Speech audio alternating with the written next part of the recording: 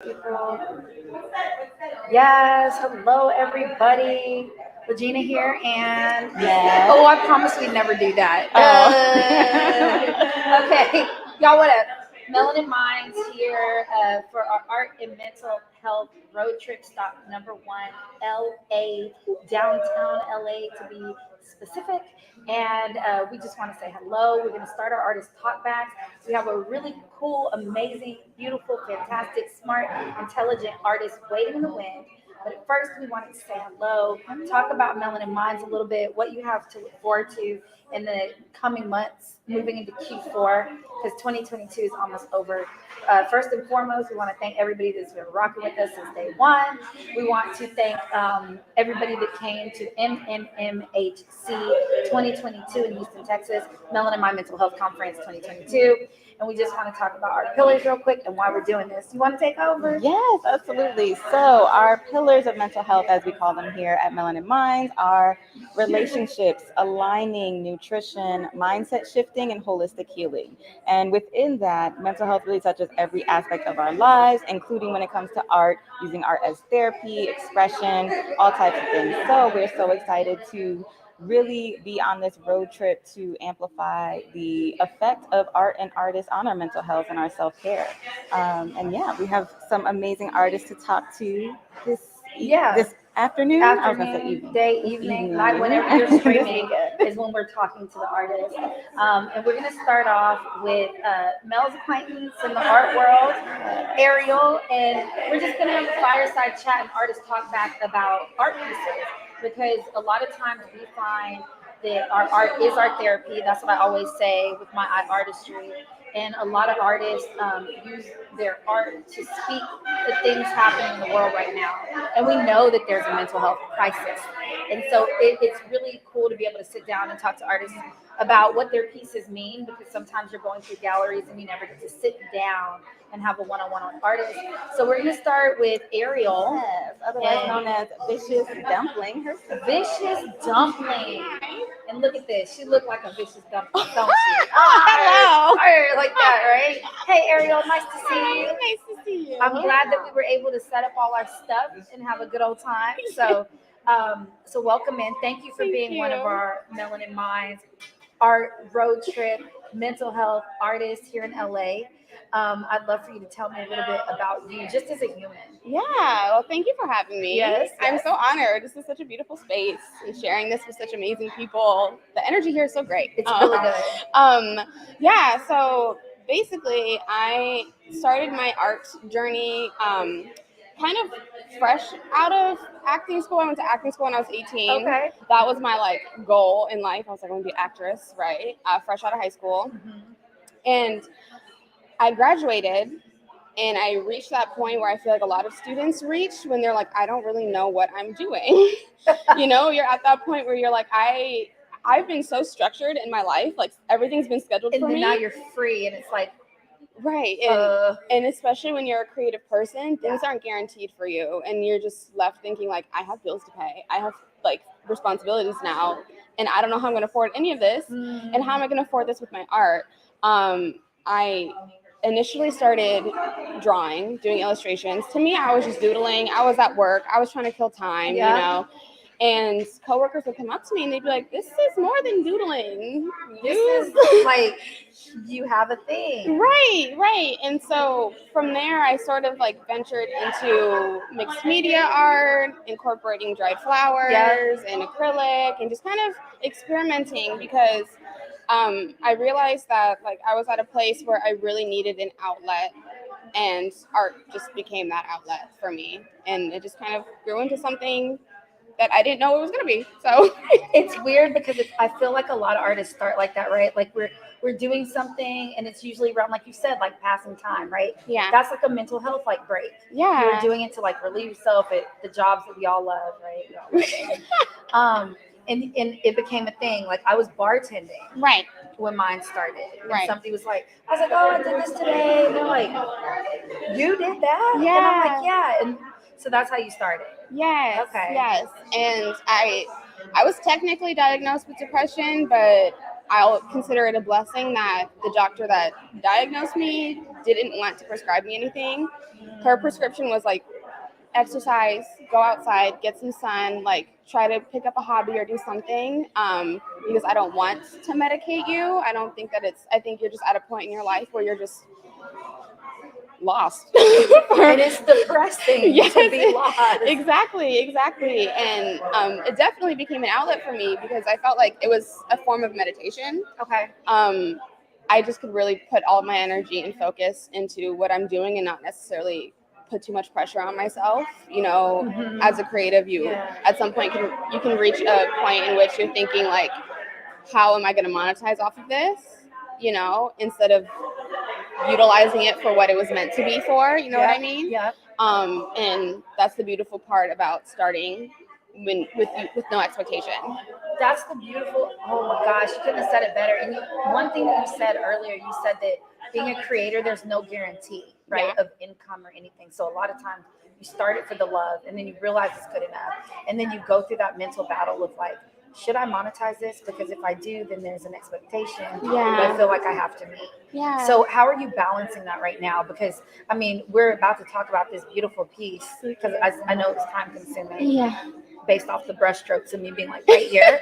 But how are you balancing business and the therapy of your art that's like the release, right? Yeah, I know. It's something I'm still working out. I definitely have not perfected that, but I think, I really started to learn to just let go of the expectation and really just trust that the people who gravitate towards my art will support me regardless. And I'm so grateful and so blessed to have a very good support system when it comes to my art. I have like amazing friends that are constantly shown up and supported me, even when I'm like, okay, y'all can buy this. It's here. Like if you want a discount, I got you. And they don't even they just buy it. Next thing you know, it's like, oh hey, I just got a sweater, or I just told a friend about this shirt. Like you should get this and this. I was like, I didn't know that existed. It's humbling. It's very humbling, and it gives me a sense of hope, right? That regardless of whatever's going on in my mind about like, oh, I need to make money, that's going to happen regardless. It's gonna work out. I truly, as long as I'm utilizing my craft for what it was intended for, which was to put me in a much better grounded state of mind. And yeah, I can't put pressure on myself to create all the time if my body's telling me I don't want to. I just have to trust that and understand and recognize that that's there for me whenever I need it. Yeah. You're just hitting all the points. You literally cannot force yourself to create.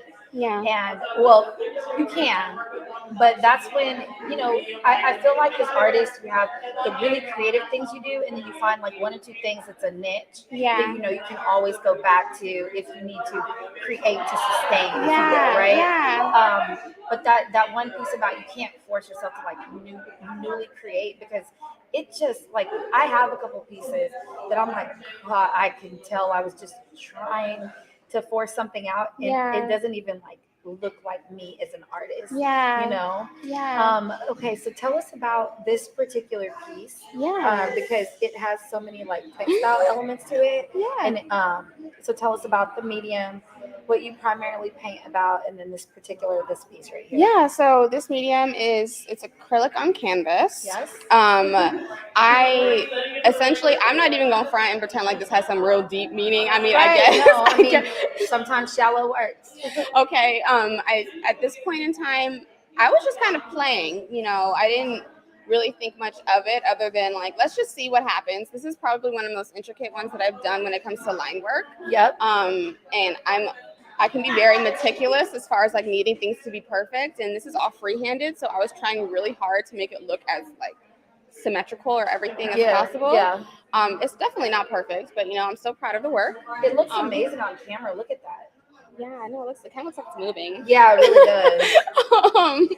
And we look like we belong with it. Like we look very 70s. Yes. Okay. Yeah. So you were very meticulous with it. Yeah, I was playing around, trying to figure out like just seeing what I could make out of it. And I didn't even really expect it to become this. I started in the middle, which is very unlike me. I usually start at a corner and work my way around. I start in the middle.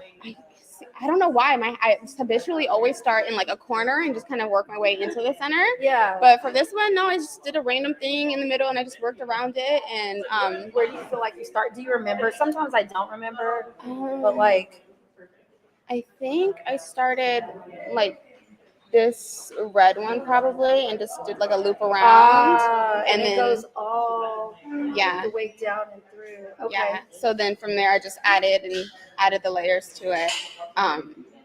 But yeah, I remember I was watching Netflix. I was kind of like half listening to, I forgot what show it was. Yeah. It was very interesting though. I'm not even like, it was weird. It was a very long title. I really wish I could remember because it was very specific. But yeah, I was watching a Netflix series. I stayed up.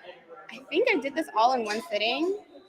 I was just in the zone. And you know, sometimes it just kind of comes over you where you're just like, I really feel like just sitting here and just focusing on this and hashing it out and getting it done. And I don't know, it's very therapeutic in the sense where you just, the movement, the strokes and everything. And then also, again, looking at this like this, it feels therapeutic to me too. Like even looking at it, like it's one of those pieces that you can definitely, because I'm an abstract artist as well. And so when I look at it, it's just I like painting pieces that every time you look at it, you see something different. And it's not so literal. Yeah. So like realism abstract, all the way abstract. So that's pretty cool.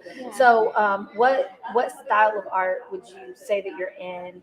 And how do you describe yourself as an artist? Interesting. So the art that I'm in, mine varies. I feel like I go through seasons, right? Like, or there's different series of myself. I feel like as I evolve as a person, it's just kind of the journey. Yeah, because initially my art style was so different. I started out doing illustrations that were abstract and very detailed because I was at work initially, sitting, just trying to do what I could do without getting in trouble. I didn't want to get fired.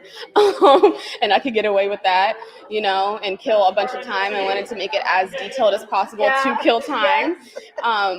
So that's how it began. And then even with the mixed media art that I've done, that had much more of a 3D element to it and much more of like a fine art abstract feel. And I got into, for whatever reason, the 70s hit me. I mean, look at my hair. Like I You're like so 70s. I'm like, did she like time warped over here when you walked in? I was like, I don't know, for whatever reason, this is just the vibe that I'm feeling lately. And I've kind of been stuck in it for a minute. It works. Thank you. I'm glad. Otherwise it's really awkward. Bless you. God bless you. Yeah, so that's kind of the vibe that I've been in recently. I've been really inspired by that, those elements of like the colors, and I feel like a lot of my pieces aren't super bright in the sense, like the palette, it's always somewhat earth tones. Warm. Yeah, of the mother, all that stuff. Because I've tried doing more like fun colors. It just, I don't know. It's just, they don't hit the same for me. It doesn't connect to me as much in the moment, or at the moment for that matter. That could definitely change in the future. And we reserve the right for our art to change. Yes, exactly. Like that, right? Exactly. That's the thing. And I think it's really important not to confine yourself to one specific style just for the sake of it. Yeah. Because we are different people every single day. 100%. Like we're the same person, but we're constantly evolving. At least I would hope. Yeah. You know? So. And what is it? Retracting as well. Sometimes it's like, damn it. I mean, it's a part of it. It's a part of it. I love it. So, you know, we appreciate you at Melanin Minds. We're excited to have you as one of our official like Melanin Minds artists, because that's a forever thing. If you know, once you start rocking with us, we're always hoping to always collaborate and uplift and amplify you. We want you to tell everybody where they can find you, how much this piece is, where you normally sell, do you have a website, any of that stuff, and how long have you been an artist sensitive about your shit? Oh, girl. Since I was a child. What's your zodiac? I'm a Cancer. I'm a Cancer. Sisters. That's what it is. We're both like, okay, period. Y'all, we always find each other. Don't sleep on a Cancer that is an artist. Period. Dang. Yes. I'm not going to say shade and be like, it's a requirement to be an artist here at Melanin Minds, but it isn't. Maybe Cancer and Virgo. I'm Cancer, Sun, Virgo, moon. Okay? Oh, Mel's a Virgo. Period. Okay. Gang, gang. Anyways, you can find my merchandise and things like that on viciousdumpling.com. I do not have a website set up at the moment, but my DMs are open. Okay. Instagram is vicious.dumpling. Spell it out. Spell it out. Ooh, girl, can I spell it out? Hold on. Girl, hold on. We got it, y'all. It will. We'll put it in the description. Don't even worry. VICIOUS.DUMPLING. I ain't been to a spelling bee in a long time. I girl. know. It's different. Mel made me go through boot camp to spell Melanin Minds. So if you ever hear it, it's very like it's like MELANINMINDS. Honey, it'd be like that. It's different when you say it out loud. When you write it down and you think about it, it's different. It's but when different. it's verbalizing it, it's a whole. One more time. VICIOUS.DUMPLING.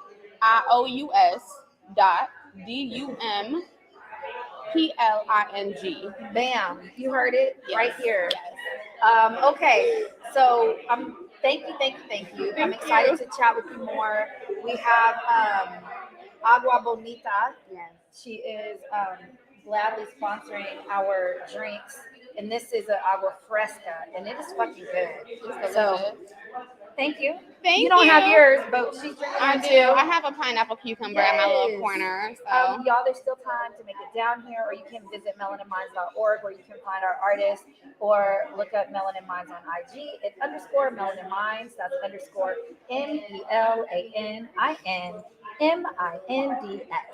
All right, y'all. Artist Talk Back with my girl Ariel, Melanin Minds Mental Health, and Art Road Trip 2022 First Stop LA. We'll be back later for another Artist Talk Back. Thank you so much. thank you. All right, y'all. Peace.